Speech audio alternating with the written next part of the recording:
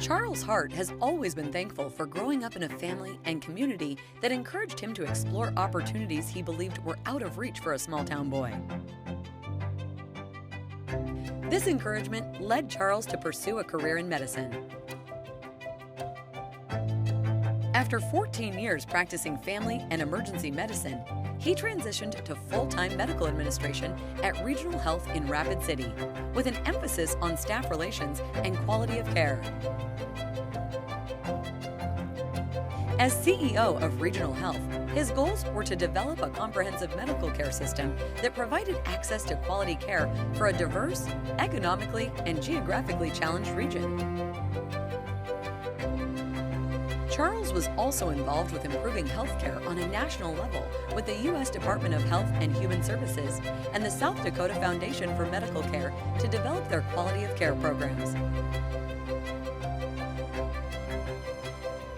Thank you. I'd like to start by, of course, thanking the Hall of Fame Board for this wonderful honor, and to thank Dr. John Barlow for my nomination, and Dr. Porter and Dr. Nettleman, and Ted Slasky, the CEO of 340B Health, and Stephanie Judson for writing such kind letters to get me into this wonderful position. Also, I want to start by, of course, thanking my family, starting with my beautiful, patient, understanding, forgiving wife. I'm glad we had one person, adult, in our family that had all those characteristics. Thank you, Kathy. And of course, my wonderful kids. Also, many of the people that made this possible for myself are sitting here in this audience tonight, and I want to thank them. They were just fabulous in being great people to have help us be a better healthcare organization. They've all been lifelong safety nets and pillars of support. Thank you so much, and thank you for being here tonight. You know, as a child at the age of 6, my goal was to be in the Baseball Hall of Fame, enshrined by Mickey Mantle right beside him. Well, pretty quick became evident that wasn't going to work out. Football fell by the wayside, basketball fell by the wayside, music fell by the wayside, and all of a sudden, golf. It's a ball that stands still. I can be really good at this. Well, there's not a Hall of Fame for number of golf balls lost per round. That's a stat that would get me into the Hall of Fame. So, I'd like to talk a little bit tonight about some experiences, some lessons learned, and some leadership principles that really helped me. And start with some questions and thoughts that certainly challenged me throughout my entire career, both as a physician and as a healthcare administrator. First, some thoughts. What's the purpose of healthcare spending? Do you focus on the person? Do you focus on the group? Should we be trying to increase health, or should we be trying to delay death or prevent death? Where do you put that time and energy? As a healthcare leader in a system, and also as a physician, you're often faced with that. Are you a charity, or are you a business?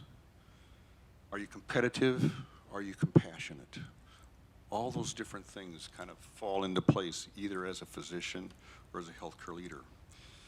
One of the things that faces every healthcare leader and business, a lot of businesses, is the old triangle of access, quality, and cost.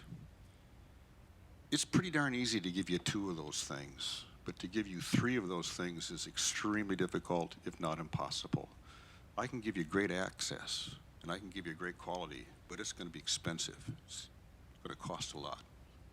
I can give you high quality care, and I can give you access. Like I said, it's going to be expensive, but if I take away and say, everybody has access and it's low cost, I can't give you quality care. The challenge for physicians and for healthcare leaders is to balance those things as best as they can.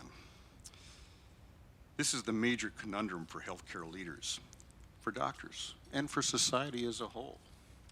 In the U.S., we have the best healthcare in the world, but it's not the best health. We also want the best healthcare, we want immediate access, and we want someone else to pay for it. I'm one of those. Numerous measurements show that our healthcare outcomes really fall kind of in the median in the world. We just don't do well, whether it be in life expectancy, neonatal mortality, those types of things.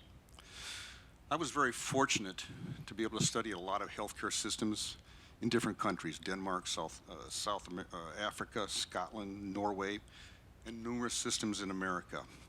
And I would say they approach healthcare quality, cost, and access conundrum in all the same ways if they are successful.